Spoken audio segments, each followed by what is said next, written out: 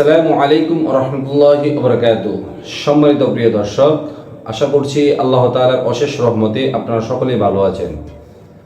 তো প্রিয় দর্শক, আজকে আপনাদেরকে খুবই গুরুত্বপূর্ণ একটি আমল শিখিয়ে দিতে চাচ্ছি। সেই আমলটি হচ্ছে মাগরিবের নামাজের পরে জায়নামাজের উপর বসে সূরাতুল ইখলাস 3 বার পাঠ করলে কি লাভ, কি উপকারিতা।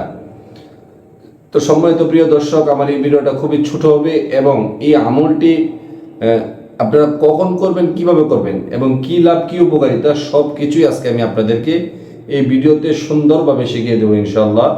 অবশ্যই আপনারা সকলে আমার এই ভিডিওটা শেষ পর্যন্ত দেখবেন। তো সম্মানিত প্রিয় দর্শক, আমার এই নূর হোলি মিডিয়া এই চ্যানেলটিকে যারা এখনো সাবস্ক্রাইব করেন নাই, অবশ্যই আপনারা আমার এই ভিডিওতে সাবস্ক্রাইব করবেন এবং আমার এই ভিডিওটি যদি ভালো লাগে তো অবশ্যই একটি লাইক করে যাবেন।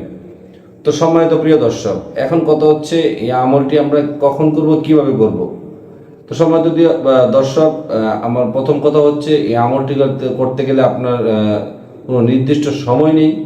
আপনার যদি দিনে করতে মন চায় আপনি দিনেও করতে পারবেন, অথবা আপনার যে কোনো সময় যদি মনে চায় আপনি সেই সময়ই এই আমলটি করতে পারবেন। তবে মাগরিবের নামাজের পরে করলে সেটা উত্তম। তো সম্মানিত প্রিয় দর্শক, এই আমলটি করতে গেলে আপনাকে প্রথমে কি কাজ করতে হবে? আপনাকে প্রথমে 3 বার আস্তাগফিরুল্লাহ পাঠ করতে হবে। আস্তাগফিরুল্লাহ, আস্তাগফিরুল্লাহ, আস্তাগফিরুল্লাহ, এভাবে আপনি 3 বার আস্তাগফিরুল্লাহ পাঠ করবেন। তারপরে আপনি কি কাজ করবেন? তারপরে আপনি দুরুদ ইব্রাহিম, নামাজে যে আমরা একটা দুরূদ শরীফ পাঠ করি, সেই দুরূদ শরীফটি আমরা 3 বার পাঠ করব। তো আমি আপনাদেরকে দেখিয়ে দিচ্ছি।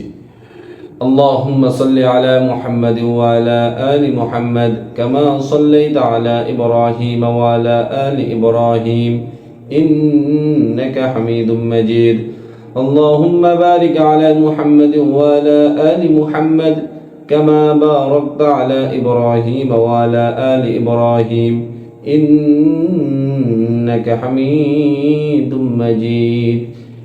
এই দুরুদ ইব্রাহিম নামাজে যে আমরা দুরূদ শরীফটা পড়ি, আপনি চাইলে এই দুরূদ শরীফটা 3 বার পাঠ করতে পারেন। এখন কথা হচ্ছে আমরা অনেকেই আছে এই দুরূদ শরীফটা পারি না। সেই ক্ষেত্রে আমরা কি করব? সেই ক্ষেত্রে আপনারা ছোট যে একটি দুরূদ শরীফ রয়েছে সাল্লাল্লাহু আলাইহি ওয়াসাল্লাম, সাল্লাল্লাহু আলাইহি ওয়াসাল্লাম, এই দুরূদ শরীফটা আমরা 3 বার পাঠ করব। পাঠ করার শেষে আমরা আউযু বিল্লাহ বিসমিল্লাহ সহকারে 3 বার সূরাতুল ইখলাস পাঠ করব। আমি আপনাদেরকে দেখিয়ে দিচ্ছি কিভাবে আপনারা পড়বেন। أعوذ بالله من الشيطان الرجيم بسم الله الرحمن الرحيم قل هو الله أحد الله الصمد لم يلد ولم يولد ولم يكن له كفوا أحد। এভাবে সহিহ শুদ্ধভাবে আপনারা 3 বার সূরাতুল ইখলাস পাঠ করবেন। পাঠ করার শেষে আপনারা আরও 3 বার দুরূদ শরীফ পাঠ করে নেবেন। এখন কথা হচ্ছে সম্মানিত প্রিয় দর্শক, এখন কথা হচ্ছে এই আমলটি যদি আমি এভাবে করি তাহলে আমার কী লাভ এবং কী উপকারিতা।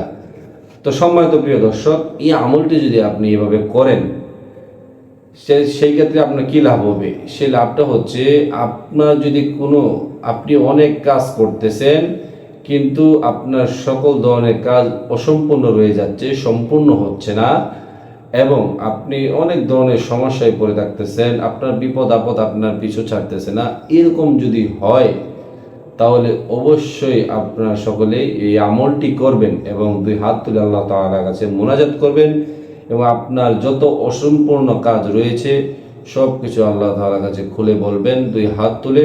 আল্লাহ তাআলা আপনার যত ধরনের অসম্পূর্ণ কাজ রয়েছে আল্লাহ তাআলার গায়বী খাজানার থেকে আপনার সব অসম্পূর্ণ কাজ আল্লাহ তাআলা সম্পূর্ণ করে দিবেন এবং আপনার যত ধরনের হাজত রয়েছে আল্লাহ তাআলার গায়বী খাজানা থেকে সব ধরনের হাজত পূরণ করে দিবেন ইনশাআল্লাহ। অবশ্যই আল্লাহর উপর তাওয়াক্কুল রেখে, আল্লাহর উপর বিশ্বাস রেখে আপনারা সকলে এই আমল করে করবেন ইনশাআল্লাহ। আমি আশা করছি আপনাদের সকলকে বোঝাতে পেরেছি। তো আজকের মতো এ পর্যন্তই। আল্লাহ হাফেজ।